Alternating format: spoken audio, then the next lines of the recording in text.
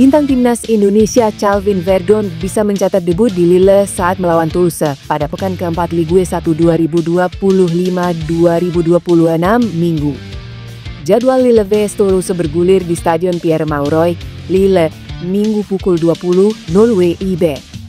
Besar harapan Verdon bisa langsung tampil pada laga ini. Verdon tidak mempunyai masalah pada kondisi fisik sejauh ini. Pemain 28 tahun itu tampil apik bersama timnas Indonesia kontra Lebanon di FIFA Matchday September 2025. Kehadirannya bisa membantu Lille meneruskan tren positif. Saat ini tim berjulukan Les Dogues itu berada di peringkat ketiga klasemen sementara Ligue 1 dengan torehan 2 kemenangan dan 1 kali imbang dalam 3 laga awal. Amunisi baru Lille dengan mendatangkan Verdon diproyeksikan dapat meningkatkan produktivitas tim. Meski berposisi asli sebagai bek kiri, Verdon mampu membuka ruang ketika naik ke depan untuk memberi tusukan. Jika benar-benar tampil melawan Toulouse, Verdon akan mencetak sejarah. Ia bakal jadi pemain Indonesia pertama yang merumput di kasta tertinggi Liga Prancis. Sedianya Verdon pernah mencicipi liga selain Belanda ketika berseragam Famalicão di Portugal selama 2 tahun. Karenanya Verdon juga perlu lebih dulu beradaptasi. Sebab ex-pemain itu baru pertama kali berkarir di Prancis. Gelombang protes publik terhadap PSSI kembali memuncak setelah timnas Indonesia U23 gagal melangkah ke putaran final Piala Asia U23 2026. Kekecewaan warganet tak hanya tertuju pada hasil di lapangan, tetapi juga pada keputusan federasi yang memecat Shin Tae-yong sebagai pelatih di tengah meningkatnya prestasi timnas Indonesia. Beberapa akun di X ramai-ramai menuntut PSSI untuk mengembalikan Shin Tae-yong ke kursi pelatih timnas Indonesia. Kekecewaan publik semakin terasa setelah kekalahan timnas U23 Indonesia dari Korea Selatan di Stadion Gelora Delta Sidoarjo, Jawa Timur, Selasa 9 September 2025 malam. Akibatnya, Indonesia menutup perjalanan di grup J dengan 4 poin dan gagal lolos ke putaran final Piala Asia U23 2026. Menariknya, selepas peluit akhir dibunyikan, suara supporter justru memanggil nama Shin Tae-yong. Rekaman video yang diunggah memperlihatkan sorakan yang menggema di stadion, menandai kerinduan publik terhadap era kepelatihan Shin Tae-yong. Di bawah kepemimpinan Shin Tae-yong, timnas U23 Indonesia berhasil lolos ke Piala Asia U23 2024 dan menembus semifinal. Bahkan Garuda Muda mampu mengalahkan tim kuat, termasuk Korea Selatan. Kontrak Shin Tae-yong seharusnya masih berlaku hingga 2027. Setelah diperpanjang pada Juni 2024 sebagai bentuk penghargaan atas pencapaiannya memenuhi target PSSI.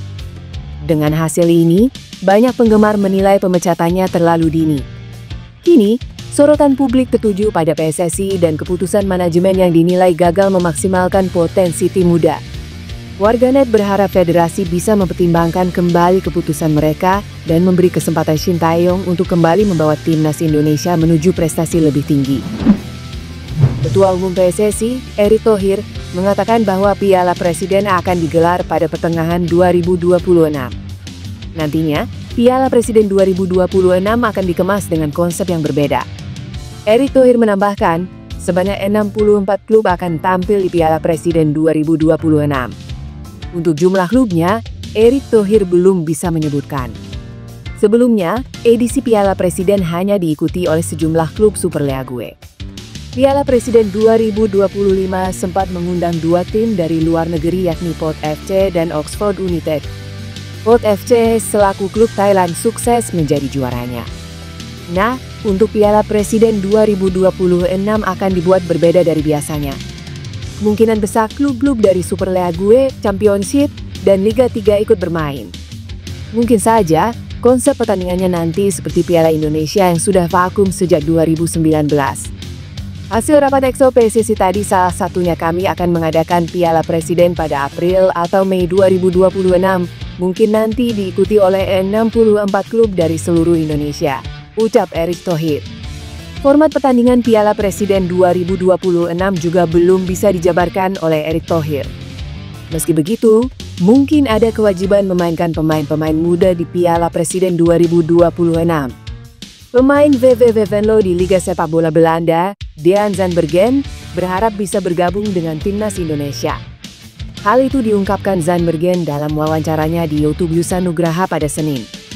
Saya sudah nonton pertandingan timnas Indonesia dan melihat pemain yang berposisi sebagai striker, mereka bukan murni penyerang.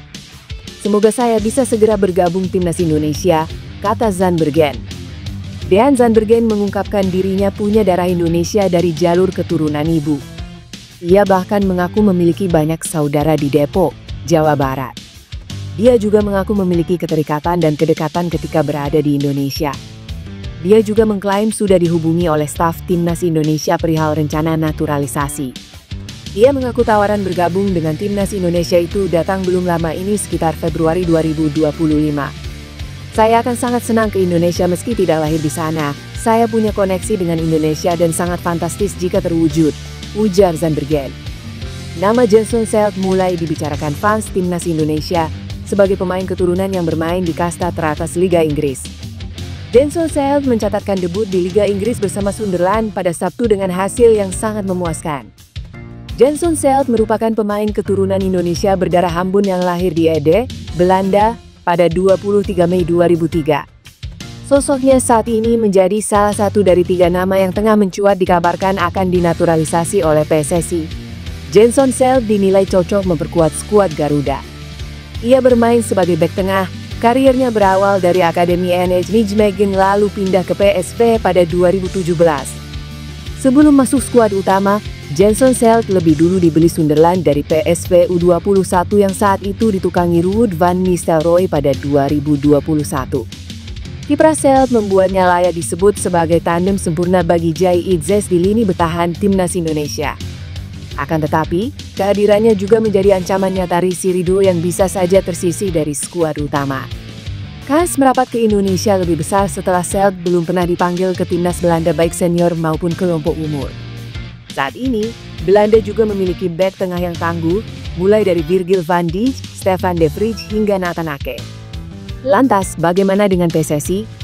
Pihak federasi ternyata sudah memberi respons perihal rencana naturalisasi Jason Seld dan 2 pemain lainnya.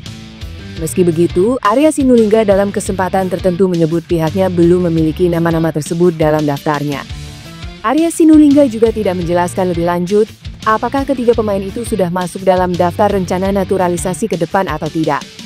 Nama asisten pelatih timnas Indonesia Alex Pastoor kini mencuat sebagai salah satu kandidat kuat untuk mengisi kursi pelatih utama FC Twente. Kabar ini dilaporkan media Belanda ternama, Voetbal Primeur, yang menyebut Pastoor termasuk dalam daftar 13 pelatih potensial yang sedang dipertimbangkan manajemen klub asal Eredivisie tersebut. FC Twente cari pelatih baru setelah pecat Joseph Osting. Langkah ini diambil menyusul performa buruk FC Twente di awal musim Liga Belanda 2025-2026. Sebagai respons atas hasil mengecewakan ini, manajemen klub memutuskan memecat Joseph Osting dan kini tengah aktif mencari sosok pengganti yang mampu membangkitkan performa tim. Media Voetbal Primeur merilis daftar nama-nama pelatih yang masuk ke radar FC Twente. Namun yang paling menarik perhatian publik Indonesia adalah masuknya Alex Pastoor, yang saat ini tengah menjabat sebagai asisten pelatih timnas Indonesia. Saat ini, Alex Pastoor masih fokus penuh mendampingi Patrick Kluivert untuk mempersiapkan timnas Indonesia menghadapi babak keempat kualifikasi Piala Dunia 2026 zona Asia. PAS tersebut akan digelar di Arab Saudi pada 8-14 Oktober 2025, di mana Indonesia tergabung dalam grup B bersama Arab Saudi dan Irak. Peluang Indonesia untuk lolos ke Piala Dunia masih terbuka lebar. Sesuai regulasi, 2 tim teratas dari setiap grup akan lolos otomatis ke Piala Dunia 2026, sementara peringkat kedua terbaik berkesempatan tampil di playoff antar konfederasi. Persaingan ketat di skuad timnas Belanda membuat sejumlah pemain keturunan menghadapi dilema besar dalam karier internasional mereka. 2 nama yang kini menjadi sorotan adalah Pascal Struijk dan Tijs Dallinga. Keduanya masih berharap masuk tim utama The Orange. Namun peluang tersebut semakin kecil mengingat banyaknya bintang muda yang bermunculan. Struijk yang kini berusia 26 tahun bahkan sudah mendapat restu dari sang ayah bila ingin membela negara lain. Bek berdarah Belgia itu sebelumnya sempat dikaitkan dengan timnas Belgia yang dinilai lebih realistis memberinya jalan ke ajang besar dunia dibanding Belanda. Namun, Indonesia juga tidak tinggal diam. PSSI bersama pelatih kepala Patrick Kluivert terus membangun komunikasi dengan pemain diaspora.